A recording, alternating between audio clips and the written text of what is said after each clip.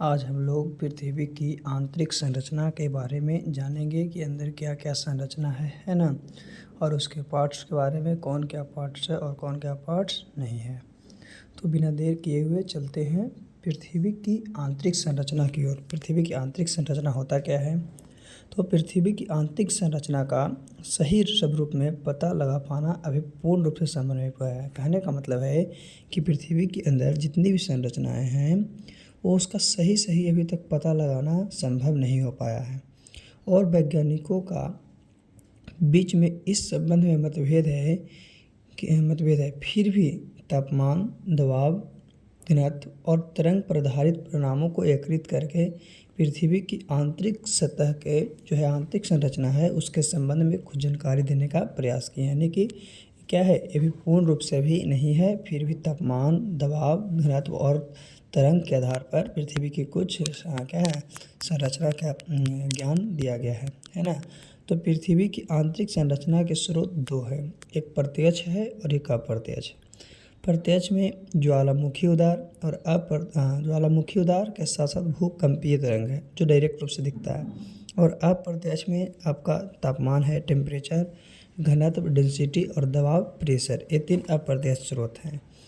सबसे बड़ी बात है कि पृथ्वी के अंदर जैसे ही हम लोग पृथ्वी की सतह पर हैं उससे अंदर जाते हैं तो प्रति 32 मीटर की गहराई पर जैसे 32 मीटर नीचे जाते हैं तो हमारा 1 डिग्री टेम्परेचर क्या होता है, बढ़ जाता है। कितना डिग्री?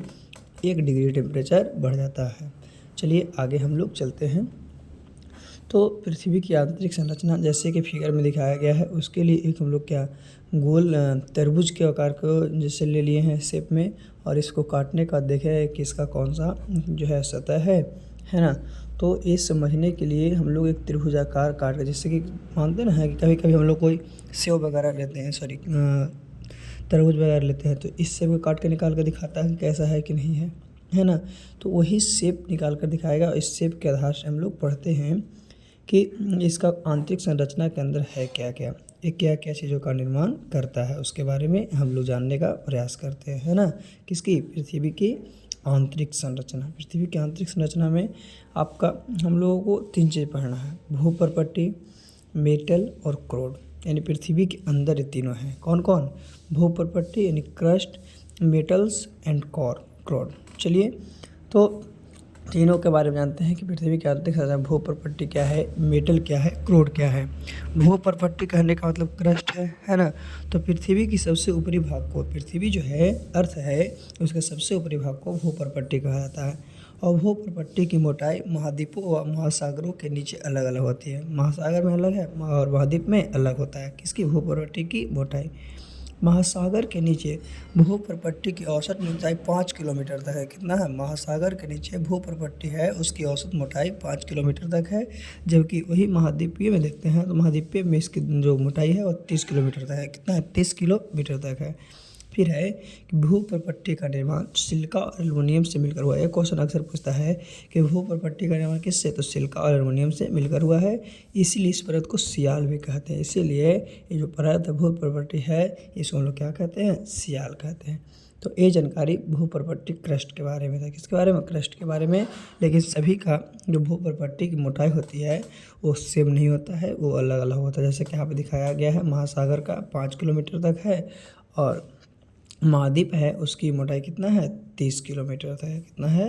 30 किलोमीटर तक। चलिए अब हम लोग भूपर्पट्टी के बाद आगे इसी में थोड़ा सा और कुछ जानते हैं भूपर्पट्टी के बारे में ही, है ना। इतने पॉइंट के बाद तो क्रस्ट भाग का औसत घनत्व, जो क्रस्ट है वो उसका यानी भूपर्पट्टी है उसका औसत घनत्व जो है 2.7 ग्राम प्रति सेंटीमीटर क्यूब है। कितना? 2.7 ग्राम प्रति सेंटीमीटर क्यूब है। और इस परत को लिथोस्फीयर भी कहते हैं। क्या कहते हैं? परत जो है इस परत को लिथोस्फीयर कहा जाता है। किसकी? भूपर्पट्टी। चलिए आगे हम लोग भूपर्पट्टी के सब टॉपिक के बारे में जान गए हैं, है ना। भूपर्पट्टी किसके से मिला है? तो सिलिकॉन और एल्युमिनियम से। किससे? सिलिकॉन और एल्युमिनियम से। पृथ्वी की सबसे ऊपरी सतह है ना। इसका मोटाई सभी जगह पे समान नहीं होता है। चलिए भूपर्पट्टी का दूसरे में चलते हैं। क्या है? मेटल्स। मेटल्स क्या है? तो क्रस्ट, जो भूपर्पट्टी है भूपर्पट्टी यानी क्रस्ट के निचले भाग को मेटल, जैसे कि फिगर में दिखाया गया क्रस्ट है भूपर्पट्टी उसके निचले भाग को क्या? मेटल कहा गया है। और पृथ्वी का जो आयतन है, वॉल्यूम है, उसका 83% तथा द्रव्यमान का 67% भाग ही मेटल है। यानी जितना इसका आयतन है पृथ्वी का, उसका मात्र 83%, देखिए नीचे गया था, कमा है कि नहीं कमा है। और द्रव्यमान जो है वो भी 67% भाग ही है ना, 67% भाग ही है। क्यों? क्योंकि नीचे जाएगा तो क्या होगा, उसका आयतन ये सब कमते जाएगा और क्या होगा, उसका द्रव्यमान भी कितना है, 67% है ना। और इसका निर्माण तो सिलिका और मैग्नीशियम से हुआ। उसका तो सिलिका और एल्युमिनियम से था, लेकिन जो मेटल है, मेटल का निर्माण आपका सिलिका और मैग्नीशियम से हुआ है। इसलिए इस परत को सीमा कहते हैं। क्या कहते हैं? सीमा कहा जाता है। आगे इसी परत से ज्वालामुखी विस्फोट से, जो आपका ज्वालामुखी वगैरह विस्फोट होता है तो इसी परत से, मेटल से, यानी इसी परत से ज्वालामुखी विस्फोट के समय लावा गैस और राख क्या है, बाहर निकलती है। मेटल से ही जो ज्वालामुखी विस्फोट होता है तो लावा गैस और राख क्या करती है, बाहर निकलती है। फिर है मेटल 2900 किलोमीटर मोटा। इसकी मोटाई कितनी? 2900 किलोमीटर मोटा। ये क्षेत्र बेसाल्ट पत्थर के समूह के चट्टान से बना है। किससे? बेसाल्ट जो आपका पत्थर है उसके समूह से ये बना हुआ है। कौन सा बना हुआ है? तो मेटल बना हुआ है। यानी कि सिलिकॉन और मैग्नीशियम का तो है ही, लेकिन इसकी मोटाई कितनी है? तो 2900 किलोमीटर मोटा है ना। और ये बेसाल्ट पत्थर के समूह से बना है। किसके? बेसाल्ट पत्थर के समूह से। चलिए तीसरा हम लोग क्रोड के बारे में चलते हैं। कॉर तो मेटल में थोड़ा सा और देख लेते हैं पहले। तो मेटल जो है उसका औसत घनत्व 3.5 से लेकर 5.5, कितना? 3.5 से 5.5 ग्राम प्रति सेंटीमीटर क्यूब है। कितना? इसका जो औसत घनत्व है, डेंसिटी जो है 3.5 से लेकर 5.5 ग्राम प्रति सेंटीमीटर क्यूब है। और इस भाग को पायरोस्फीयर कहा जाता है। इस भाग को क्या कहते हैं? पायरोस्फीयर। मेटल को ही हम लोग क्या कहते हैं? पायरोस्फीयर कहते हैं। और इसे ही वाइट ऑफ द अर्थ भी कहते हैं। यानी किसी को हम लोग क्या कहते हैं? White of the earth. किसको? मेटल को। यानी कि वाइट ऑफ द अर्थ किसको? मेटल क्रस्ट या कोर। मेटल क्रस्ट या कोर। तो मेटल को कहते हैं क्या? White of the earth. आगे क्रोड के बारे में। क्रोड क्या है? तो यह पृथ्वी का सबसे भीतरी एवं केंद्रीय भाग है, जिससे नीचे दिखाया गया फिगर में, है ना। सबसे नीचे में क्रोड है ना, तो पृथ्वी का सबसे भीतरी एवं केंद्रीय भाग है। इसका निर्माण मुख्य रूप से निकेल और लोहा से हुआ है। इसका जो निर्माण है मुख्य रूप से किसके? निकेल और लोहा से हुआ। इसीलिए इस परत को नीफे कहते हैं। क्या कहते हैं? नीफे। जैसे बिचला को हम लोग सीमा कहते हैं ना, इसको क्या कहते हैं? नीफे। इस परत की औसत घनत्व, ये जो परत है जिसकी औसत घनत्व जो है 11 से 13 ग्राम प्रति सेंटीमीटर क्यूब तक है। जो परत है इसका 11 से 13 ग्राम प्रति सेंटीमीटर क्यूब है। और इस परत को बैरिस्फीयर भी कहते हैं। इस परत को क्या कहते हैं? बैरिस्फीयर कहते हैं। किसको? क्रोड को।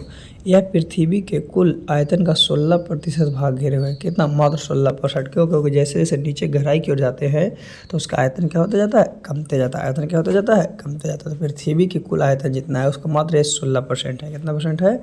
16%। कौन? तो क्रोड। तो याद रखना है क्रोड। इस किससे? तो निकल और लोहा से। जैसे भू प्रॉपर्टी किससे? सिलिकॉन एल्युमिनियम से। मेटल सिलिकॉन और मैग्नीशियम से। क्रोड निकल और फेरस से बना है ना। और जो क्रोड है सबसे निचली भाग है, भीतरी केंद्रीय भाग है ना। आगे इसके बारे में थोड़ा सा जिससे देखिएगा। अब हम लोग तीनों भाग में बांटे।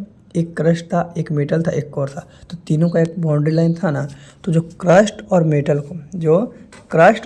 को जो डिवाइड करता है उसी को मोह असंबंधता कहते हैं। क्या कहते हैं? मोह असंबंधता, है ना। और ये वैज्ञानिक के नाम पर ये सब है। और जो मेटल और कोर को अलग करता है उसे हम लोग गुटेन असंबंधता कहते हैं। क्या कहते हैं? गुटेनबर्ग असंबंधता। क्वेश्चन पूछता है कि क्रस्ट और मेटल के बीच जो लाइन होती है उस लाइन को क्या कहते हैं? मोह असंबंधता, यानी कि मोहोसिस डिस्कंटिन्यूटी। और गुटेनबर्ग डिस्कंटिन्यूटी किसके बीच है? तो मेटल और कोर के बीच है। लेकिन इसमें आपको और दिखाया गया कि जो क्रस्ट है उसको दो भागों में बांटता है। क्रस्ट भी कितने प्रकार के? दो भाग। तो फिर है आपका मेटल भी दो भाग में, कोर भी दो भाग में। तो जो क्रस्ट को दो भाग में बांटता है जो रेखा, उसको हम लोग कॉन्ड्राइट असंबंधता कहते हैं। किसको? कॉन्ड्राइट असंबंधता कहते हैं। जो मेटल को दो भागों में बांटता है उसे हम लोग रेप्टी असंबंधता कहते हैं। और जो जो आपका कोर को कोर को दो भागों में बांटता है उसको हम लोग लेहमैन असंबंधता कहते हैं, है ना।